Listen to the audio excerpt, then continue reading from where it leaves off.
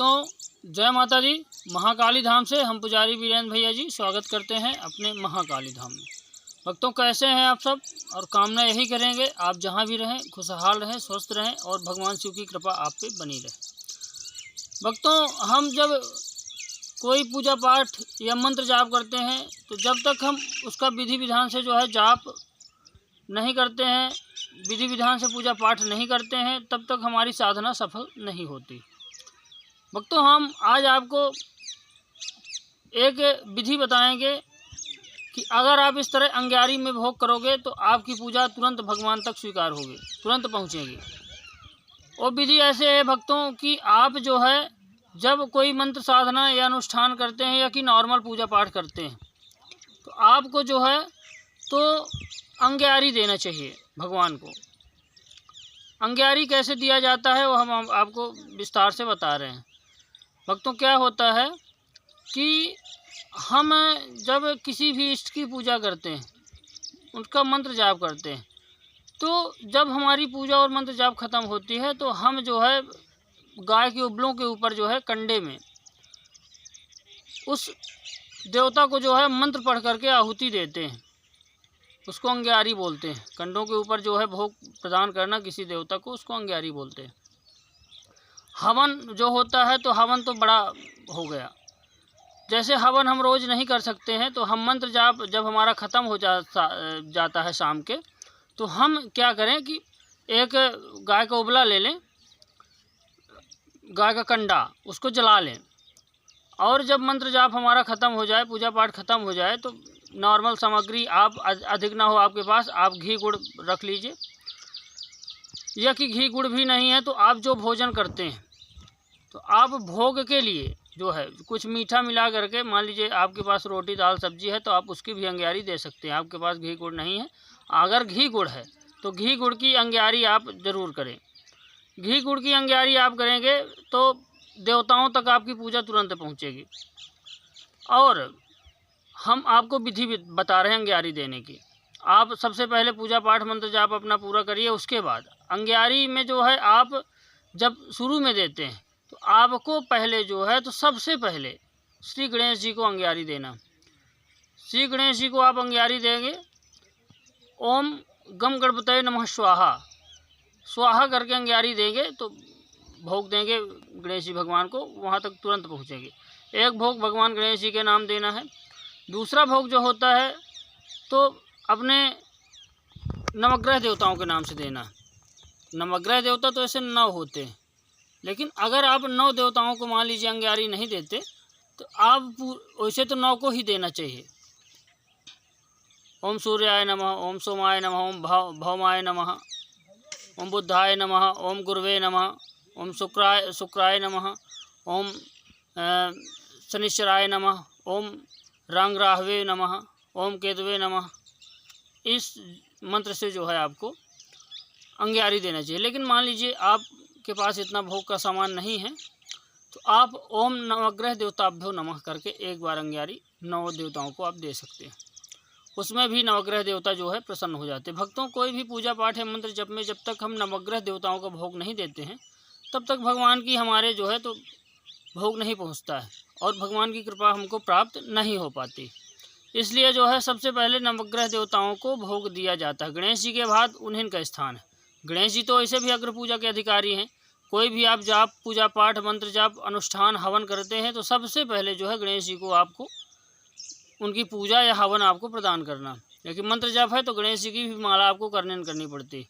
उसके बाद नवग्रह देवता है। नवग्रह देवताओं की कृपा के बिना आपके जीवन में जब तक ग्रहों की कृपा नहीं होगी तो आपका कोई सफलता आपको प्राप्त नहीं हो सकती। तो नवग्रह देवताओं के बाद जो है आपको अपने कुल देवताओं के नाम को देना है भोग। कुल देवी को सबसे पहले भोग देना है। ओम कुलदेव्याय नमः, ओम कुलदेव्याय नमः, स्वाहा लगाते जाना भक्तों। आप अंग्यारी में डालते जाइए और स्वाहा आप लगाते जाइए। स्वाहा लगाएंगे तो भगवान तक, कुल देवी तक आपका भोग पहुँचेगा ही पहुँचेगा भक्तों। उसके बाद जो है तो आपको अपने कुल देवता को भोग देना है। कुल देवी देवता घर में बहुत महत्व रखते हैं भक्तों। जब तक कुल देवी और कुल देवता की कृपा प्राप्त नहीं होती हमको, और जो है तो अपने पितरों की, तब तक हमारी पूजा पाठ भगवान तक किसी भी इष्ट की हमारे से पूजा पाठ वहाँ तक नहीं पहुँच पाती, ना उनकी कृपा हमको प्राप्त होती। पहले अपने घर के देवता मनाओ। वैसे तो घर के देवता सबसे पहले माँ बाप है, माँ बाप की भी सेवा करनी चाहिए व्यक्ति को। माँ बाप का आशीर्वाद सबसे बड़ा आशीर्वाद है। माँ बाप का आशीर्वाद वो तो जीते जागते भगवान है। भगवान को किसी ने देखा नहीं, लेकिन माँ बाप साक्षात भगवान है। पुराणों में, वेद शास्त्रों में लिखा हुआ है भक्तों, हम अपने से नहीं बता रहे हैं, ये सब वेद शास्त्रों में बताया गया। तो आप जो है तो कुल देवी को भोग दीजिए। अगर कुल देवी आपकी मजबूत है, कुल देवी की कृपा है आपके ऊपर, आपके घर में, तो आपके सब काम बनते चले जाएंगे। कोई भी नकारात्मक ऊर्जा या कोई भी परेशानी आपको नहीं परेशान कर पाएगी, क्योंकि कुल देवी की अगर जिस घर में कृपा, जिस व्यक्ति के ऊपर कृपा होती है, उसका बाल बांका कोई नहीं कर सकता। कुल देवता जो होते हैं तो घर के अंदर ही विराजमान होते हैं। हर व्यक्ति के कोई ना कोई कुल देवता होते हैं। लोगों को जानकारी नहीं होती है, इसलिए नहीं जानता, पूजा पाठ उनकी नहीं करता, इसलिए उठापटक घर में चलती रहती है।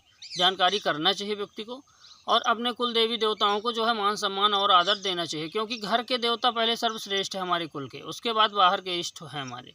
ये नहीं कि हम घर के देवताओं को भोग नहीं दे पा रहे हैं, उनकी पूजा पाठ नहीं कर रहे हैं, और बाहर के देवताओं को हम ढूंढते चले जा रहे हैं। ऐसा करने से बाहर के भी इष्ट की कृपा हमको प्राप्त नहीं होती, चाहे किसी की भी हो। तो आपको कुल देवता को भी भोग देना हो। ओम कुल देवताय नमः स्वाहा करके आप अंगारों में जो है भोग दीजिए। इसको अंग्यारी देना कहते हैं भक्तों। तो आपका हो गया गणेश जी को और नवग्रह देवताओं को, कुल देवी देवताओं को, गणेश जी और पितृ देवताओं को हो गया। पितृ देवताओं के लिए आपको क्या करना है, ओम पितृ देवताभ्यो नमः। आप जो आपके जो पितृ हैं उनके नाम से आप एक अंग्यारी दीजिए, पितरों को भी भोग पहुंच जाता है। ओम पितृ देवताभ्यो नमः। भक्तों, हमारे अगर पितृ मजबूत है तो हमारे घर में कोई ऊपरी बाधा नहीं आ पाती, क्योंकि पितृ जो है हर चीज़ को रोक के रखते हैं। कोई भी निगेटिविटी है, जब तक पितृ हमारे नहीं चाहेंगे तब तक हमारे घर में कोई भी बाधा, कोई भी परेशानी नहीं आ सकती। और पितृ अगर नाराज़ हैं भक्तों तो हमारे घर में कई प्रकार से परेशानियां आती हैं। आप किसी कार्य में सफल नहीं होंगे, आपको धन लाभ नहीं हो सकता, हानि ही हानि होगी। और आप जो है तो आपके घर में आगे का वंश का जो है तो कार्य रुक जाता है, वंश वृद्धि नहीं हो पाती है, लोगों को ऊंचाइयां प्राप्त हो ही नहीं सकती, ना कोई कार्य बनेंगे, घर में उठा पटक चलती रहती है। पितरों की कृपा है तो सब कार्य अच्छे होते, इसलिए पितरों को भोग जरूर देना चाहिए। पितरों तक भोग पहुँचेगा तो कृपा ही करेंगे वो, और कृपा अगर पितरों ने कर दिया तो मान लीजिए आपका सब कुछ आपको प्राप्त हो गया। तो भक्तों, इतने देवताओं को आपको अंग्यारी देना है। मंत्र या साधना को किसी भी इष्ट की आप कर रहे हैं, किसी भी देवता कर रहे हैं, जितना हमने बताया, गणेश जी को, नवग्रह देवताओं को, कुल देवी देवताओं को, पितृ देवताओं को, इतने देवताओं को जो है आपको हवन भोग देना है अंगारियों के माध्यम से। अंग्यारी करना है आपको रोज़। आप मान लीजिए सुबह भोग, जब मंत्र साधना करते हैं तो सुबह भी अंग्यारी करना है, शाम के करते हैं तो शाम के अंग्यारी करना है। तो जिससे आपको जो है तो सफलता ही पूजा पाठ में मिलेगी, असफलता कभी नहीं मिल सकती। इसलिए भक्तों, जो हमने बता रहे हैं हम कि आप मंत्र साधना के दौरान अंग्यारी दीजिए, वो आप करिए, फिर रिजल्ट देखिए, आपकी पूजा तुरंत भगवान तक पहुंचेगी। क्योंकि हमारे घर के देवता जब तक प्रसन्न नहीं होते तब तक हमारी जाप और मंत्र साधना कुछ भी नहीं लगता, ना पूजा पाठ लगता। हमको इन देवताओं को जो है, ये सब हमारे घर के देवता हैं, हमारे इष्ट हैं, इनको भी हमको अंग्यारी देना है। हाँ, फिर पितृ देवताओं को देने के बाद जो जिस आप इष्ट की साधना कर रहे हैं उसके बाद उसका भोग देना है। मान लीजिए हम भगवान शिव की साधना करें तो ओम नमः शिवाय स्वाहा करके फिर भोग हमको उनको देना है। 5 आहुति कर दें, 11 आहुति कर दें हम अंगारों में, फिर देना है। आपके पास जो भी साधारण खाना है, अगर मान लीजिए आपके पास कोई घी गुड़ नहीं, हालांकि हर घर में रहता, आप खाना का ही हवन कर दीजिए, सबको भोग दे दीजिए, उतना ही पहुँचता है भोग। कोई ज़रूरी नहीं है कि आपके पास हवन सामग्री हो या कि घी गुड़ हो। आपके पास जो भी खाना हो, मीठा हो, कुछ खाने में मीठा, और दाल सब्जी है, जो भी आपके चावल बना घर में, आप उसका अंग्यारी दे दीजिए, एक एक आहुति जो है स्वाहा लगा करके। और जो है तो अब फिर अपने इष्ट का आप जिसका मंत्र साधना या मंत्र जाप कर रहे हैं उसका दे दीजिए। फिर लास्ट में जब आपकी साधना या मंत्र अनुष्ठान पूरा हो जाए तो आप हवन कर दीजिए, बड़ा सा हवन कर दीजिए। उसमें सामग्रियाँ आप ले आ करके और आम की लकड़ी जला करके आप बड़ा हवन कर दीजिए। उसमें भी इन देवताओं की आहुति पड़ती ही पड़ती है, इन देवताओं की आहुति उसमें भी पड़ती ही पड़ती है। जितने देवता हमने बताए, जितनों को अंग्यारी देना, सब देवताओं की पहले आहुतियाँ होगी, उसके बाद मेन मंत्र से आप आहुति करेंगे। इसलिए भक्तों, जो हम बता रहे हैं वो आप सुनिए और जानिए, और जो है सफलता प्राप्त करिए। हमने जिस विधि से बताया इस विधि से आप करेंगे तो आपको सफलताएं ज़रूर से ज़रूर प्राप्त होगी। भक्तों, हमारे द्वारा दी गई जानकारी आपको कैसी लगी आप कमेंट करके बताएं। चैनल को लाइक करें, शेयर करें, सब्सक्राइब करें, जिससे अधिक से अधिक लोगों तक हमारी जानकारी पहुंच सके। भक्तों नमस्कार, जय माता दी।